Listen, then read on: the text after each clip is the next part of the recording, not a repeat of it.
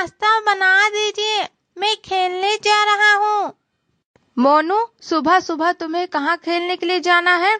अभी कहीं नहीं जाना है। जाओ अपने कमरे में पढ़ाई करो, बाद में खेलने के लिए जाना। माँ, आप कैसी बातें कर रही है? क्या आप भूल गई है? आज संडे है, आज मेरा स्कूल बंद है, आज मेरी छुट्टी है और मैं आज पूरा दिन खेलूंगा। मैं आपकी एक भी नहीं सुनूंगा। और फिर मोनू अपनी माँ की बात नहीं मानता है और खेलने के लिए घर से बाहर चला जाता है। मोनू अपने दोस्तों के साथ खेलने के लिए बाहर आता है और वो अपने दोस्तों के साथ फुटबॉल खेलने के लिए आया होता है।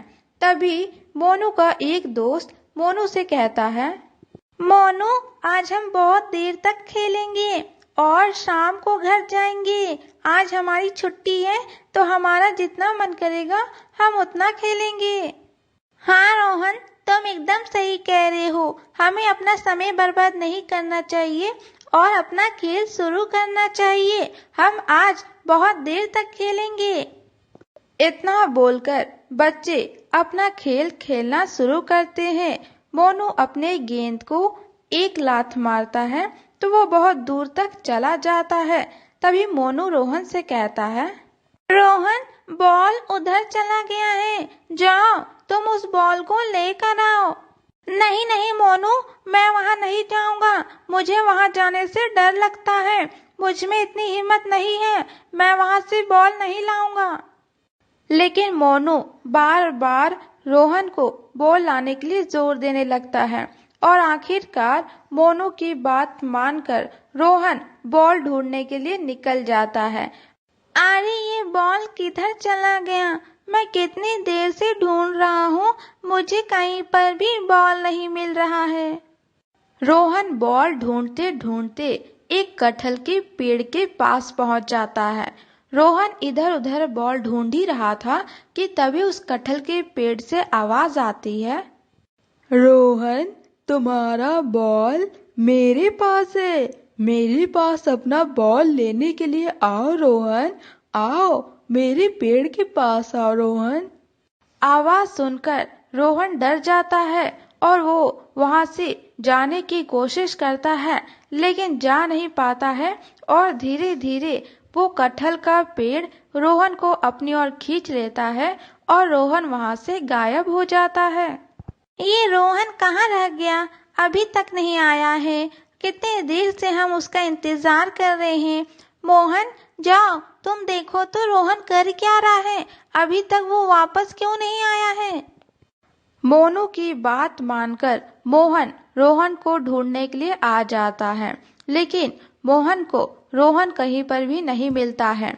आखिरकार मोहन भी उसी कटहल के पेड़ के पास पहुंच जाता है जहां रोहन आया था और धीरे धीरे वो कटहल का पेड़ मोहन को भी वहां से गायब कर देता है। एक बार बॉल लेने के लिए रोहन गया तो वो वापस नहीं आया। दूसरी बार जब मोहन उसे ढूंढने गया तो वो भी वापस नहीं आया। मुझे तो लगता है ये दोनों अपने अपने घर चले गए, इसलिए हमें भी ज्यादा देर यहाँ नहीं रुकना चाहिए। हम सबको अपने अपने घर चले जाना चाहिए। इतना बोलकर सभी बच्चे अपने अपने घर चले जाते हैं।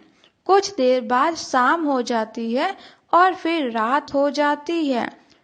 तभी मोनू के यहाँ रोहन की माँ आती है और मोनू की माँ रानी से रोहन की माँ कहती है, रानी, तुम्हारा बेटा घर पर है क्या? देखो ना, रोहन सुबह से ही खेलने के लिए बाहर गया हुआ था और रात हो गई है, अब तक वो वापस नहीं आया है। ये क्या कह रही हैं आंटी आप? रोहन अभी तक घर वापस नहीं आया। हम सब साथ में ही खेल रहे थे। रोहन बॉल लाने के लिए गया तो वापस नहीं आया। हम सबको लगा कि वो हम सबको छोड़कर अकेले ही अपने घर वापस चला गया। हे भगवान, मेरा बेटा कहाँ होगा? मुझे अपने बेटे को ढूंढना होगा। भगवान मेरे बेटे की रक्षा कीजिएगा। पता नहीं मेरा बेटा इस वक्त कहाँ होगा। रोहन की माँ रोते रोते वहां से चली जाती है। रानी को ये सब सुनकर बहुत अफसोस होता है, लेकिन बात यहीं पर खत्म नहीं होती है। अब रानी को ऐसा सुनने को रोज मिलता है कि उनके बच्चे घर वापस नहीं आए। सभी माँ परेशान हो जाती है। सभी माँ अपनी दुख रानी के पास लेकर आती हैं। वो उन्हें बताती है कि उनके बच्चे घर वापस नहीं आए। एक दिन मोनू अपनी माँ से कहता है, माँ, मेरे कोई भी दोस्त अब नहीं रहे। पता नहीं वो सब कहाँ गायब हो गए हैं। मुझे खेलने का मन कर रहा है। मैं दोबारा से उस जगह पर जाऊं जहाँ हम सब दोस्त खेल रहे थे। नहीं मोनू, तुम्हें कहीं नहीं जाना है। मैं तुम्हें आज तुम्हें तुम्हारी नानी के घर भेज रही हूँ।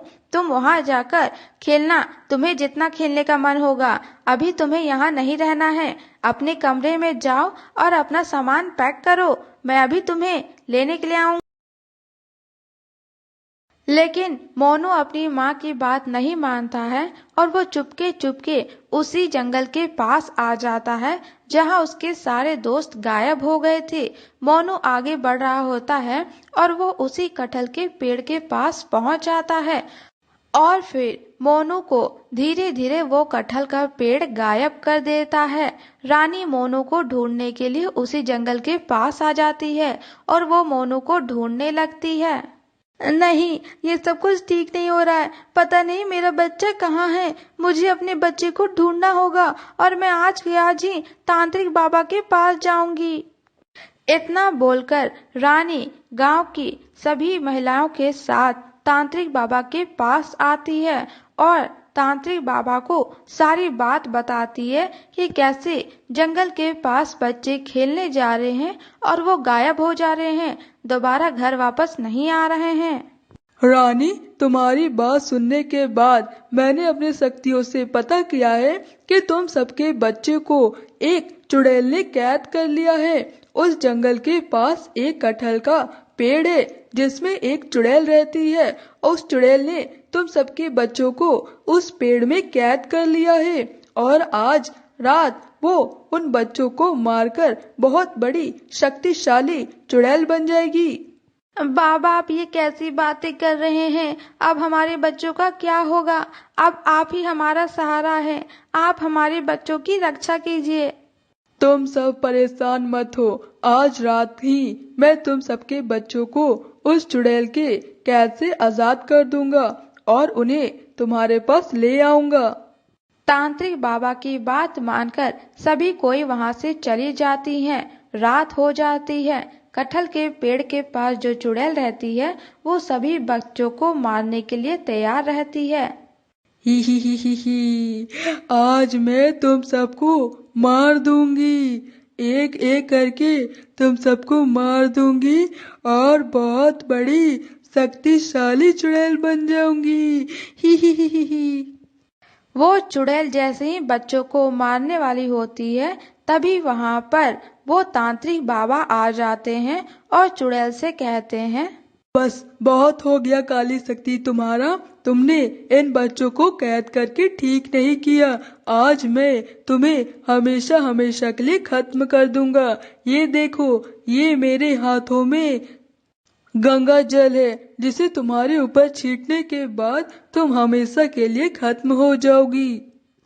इतना बोलकर तांत्रिक बाबा उस गंगा जल को चुड़ैल के ऊपर छींट देते हैं जिससे कि उस चुड़ैल के ऊपर आग लग जाती है और कुछ ही देर में वो चुड़ैल नष्ट हो जाती है। तांत्रिक बाबा सभी बच्चों को वहां से उनके माँ के पास पहुंचा देते हैं और फिर सभी बच्चे अपने माँ को देखकर बहुत खुश हो जाते हैं।